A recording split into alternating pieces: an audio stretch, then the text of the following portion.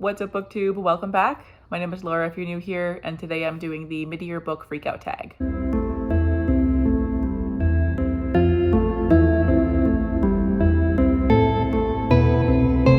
So first of all, if the background noise sounds staticky, and if you can also hear the thunder that's currently happening, it's raining right now, and I have you guys propped against a window, so that's what the noise is. Sorry about it, but also ASMR, you know, it's nice.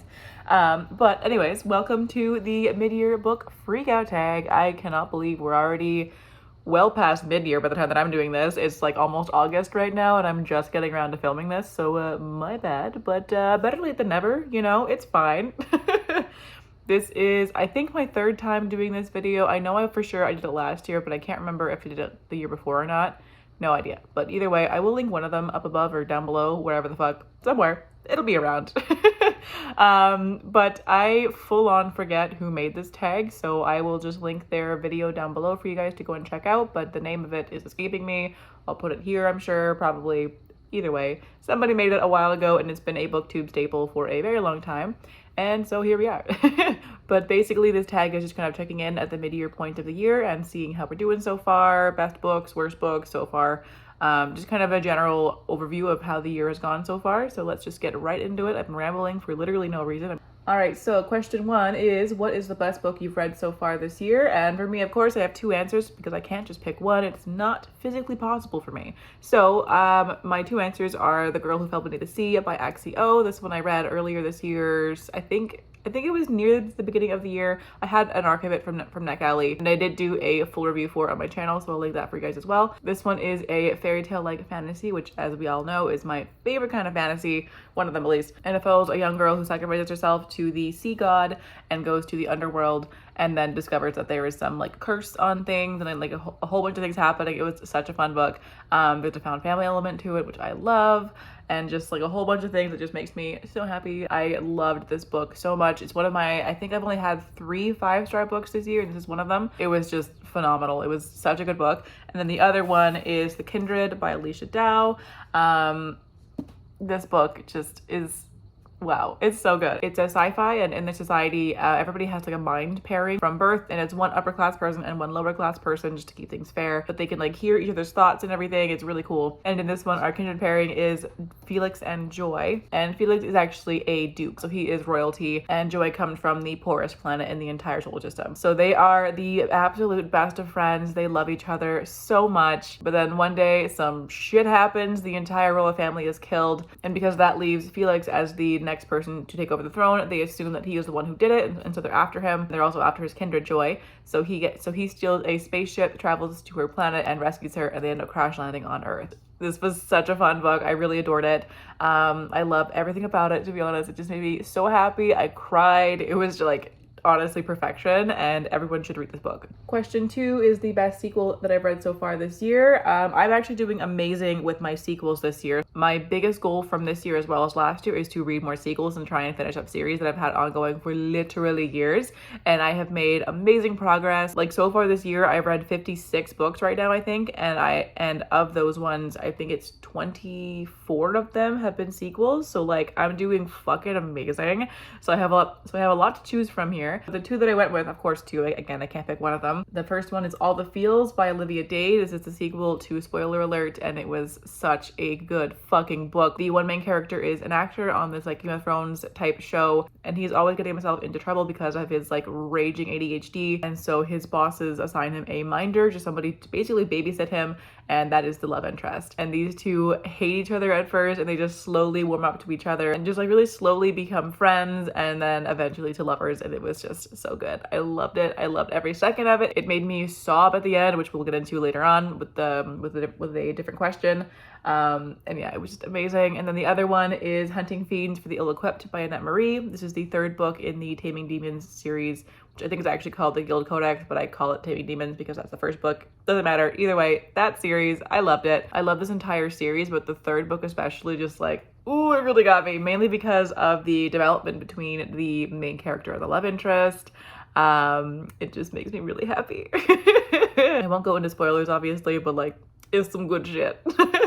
Question 3 is a new release that I haven't read yet, but want to. I have like a million, so many that I want to read. I had to stop myself from like going overboard, but the ones that I wrote down were Daughter of the Moon Goddess, Court, Only a Monster, Gallant, Magic, Steeped in Poison, The Dragon's Bride. Like I could literally just go on and on and on and on. There's like literally dozens of new releases that have been out this year that I want to read and just haven't gotten around to yet, but I'm making progress. We're fine. I think the reading slump is slowly coming to an end, so hopefully I'll be able to pick up some more books again soon, and these ones are like top of my list. Question 4 is most anticipated release for the second half of the year. Again, many, so many, but the ones that I wrote down were Dauntless, The Monsters We Defy, A Taste of Iron and Gold, which has the most beautiful cover ever, and The First to Die at the End. That last one I'm like maybe the most hyped for out of all of these ones, because it's I think the prequel to They Both Die at the End by Adam Silvera, which that book wrecked my soul. Like just tore my heart out and ripped it to shreds and laughed at me while I cried.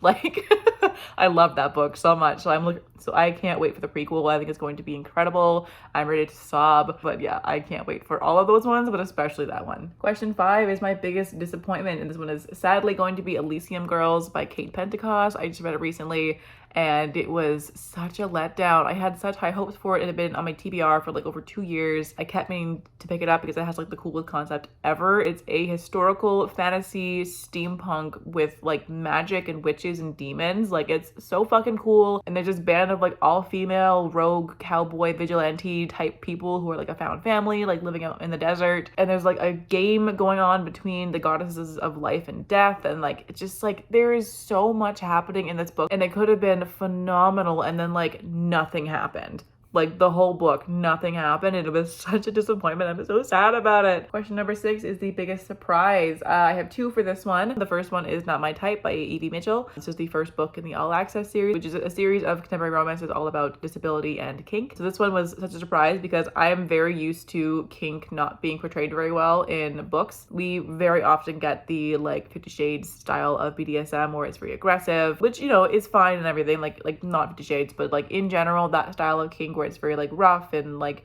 the more mainstream version of what kink is, it's fine. Like that's great. Do you have a good time?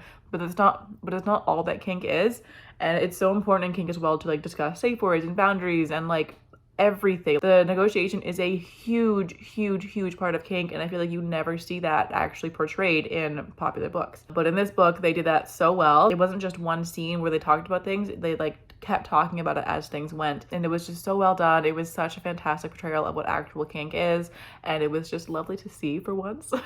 And then the other, technically 2, but they're from the same series, those are Court and Covet by Tracy Wolff. These are the second and third books in the Crave series. So Crave I read last year, and like I really enjoyed it, but like because it was so bad, like it was such a terrible book, but it was so much fun that I couldn't help but really enjoy it. Whereas Court and Covet, especially Covet, I'm actually like genuinely enjoying. Yes, they're still like silly and just like ridiculous, full of so much angst and drama, but Tracy Wolff is actually really good at world building. And like, if y'all know me, if you give me a book that has really good world building and just like a really fascinating magic system and just like make it unique, I am gonna like it regardless. So that's what happened here.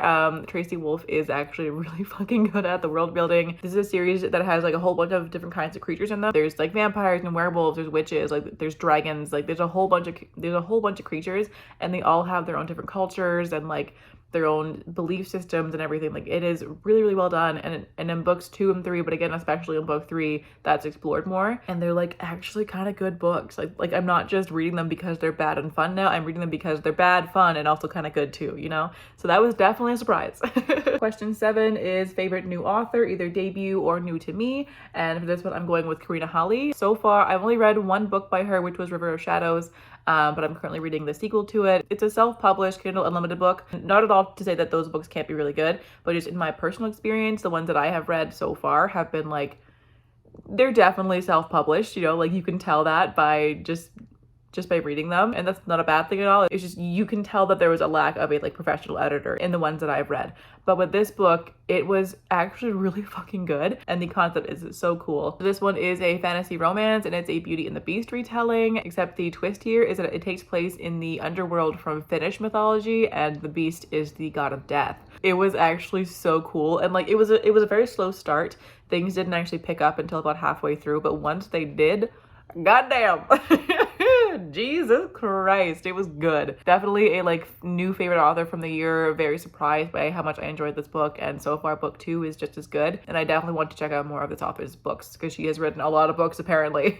Question 8 is newest fictional crush, and that is definitely Zealous from the Taming Demons series. Again, I've read books 2 and 3 this year, and especially book 3 when shit's happening, shit's going down, and Jesus. He is like weirdly swoon-worthy. I shouldn't say weirdly because like I already know that I like demons and monsters and that kind of thing. So I'm not at all surprised that I'm so into this character, but just like his general behavior, he's very like cat-like, wherein he likes to be a little shit basically, and he is ridiculous and hilarious and just so much fun, but also like surprisingly sweet and like kind of learning how to be a little bit more human. And we like learned more about him, especially in the 3rd book and his childhood and everything. So yeah, definitely a little bit in love with this demon character. Can't help myself. Question 9 is newest favorite character, and I'm once again going with the Kindred. I love Felix so much. He's actually kind of similar to Zealous from Taming Demons in that like they're kind of like shit disturbers, but also kind of wholesome as well once you dig past the surface. Yeah, I loved Felix. I loved his friendship and his relationship with Joy, and like just seeing how he would interact with people and the almost surprising kindness that he had within him. Just like all of that, I love this character so much. I think he is just fantastic. I love Joy as well, but like Felix is just has my heart. Question 10 is a book that made me cry, and we're going back to All the Feels by Olivia Dade. This one made me sob, and here's why. Okay, so both of these characters feel like they are just unlovable. The male love interest, because of his ADHD, people often just expect the worst from him. They assume that he's going to be reckless and irresponsible and everything, and they just don't realize that it's because of his ADHD that he acts this way. But he tries so hard to prove himself and make people be proud of him, and like every time that he thinks that he makes progress, it's like 2 steps forward, 1 step back, and it's just like watching him be so heartbroken every time somebody misunderstands him or like whatever happens. It was just so heartbreaking. And meanwhile, our other character has spent her whole life being like ruthlessly bullied because of her size, and the love interest is like the first person who's ever actually stood up for her, and she's so used to it that she just lets people do it. Like she doesn't call people out when they're being fatphobic towards her. She just lets people walk all over her, and he is the first person to actually stand up and say, no, you don't deserve that. So throughout this entire book, both of these characters are learning to love themselves and respect themselves while also learning to love each other. And it was so beautiful, and it just made me cry so hard. Question 11 is a book that made me happy, and I have to go with So This Is Ever After by F.T. Lukens.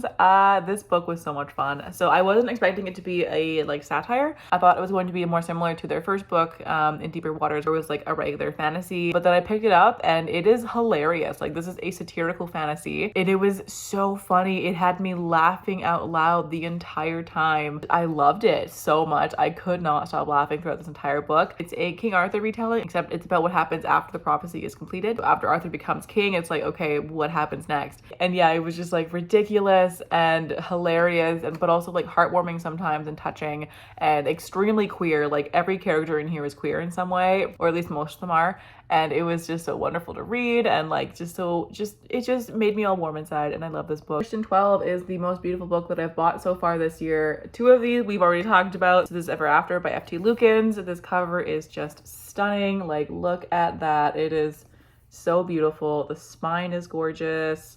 And then the back as well is just like, wow, it's amazing. The Kindred as well is one. I love these colors, the purple and the green. I think it's just like, it is gorgeous.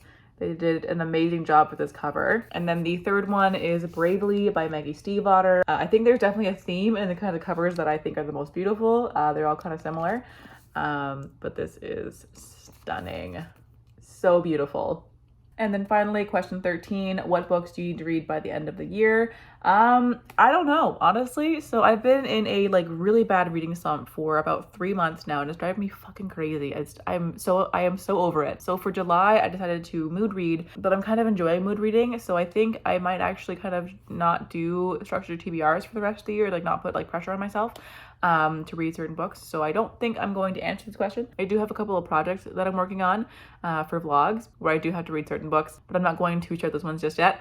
You'll find out once the videos come out. But and then otherwise just carry on with my sequels and try and get through as many series as possible. But yeah, that's about it. Honestly, I'm not going to try and like structure a TBR and like pressure myself to read only certain books and then not want to read them and just read nothing instead. So yeah, I'm just not going to answer that one. But that is the mid-year book Freakout tag. Let me know how your mid-year is going. I would love to hear your thoughts and everything. So I would love to know mostly what is your best book of the year so far and your biggest disappointment. So let me know down in the comments below. But in the meantime, thank you all so much for watching. I hope you're having a fantastic day wherever you are in the world, and I will catch you in the next video. Bye!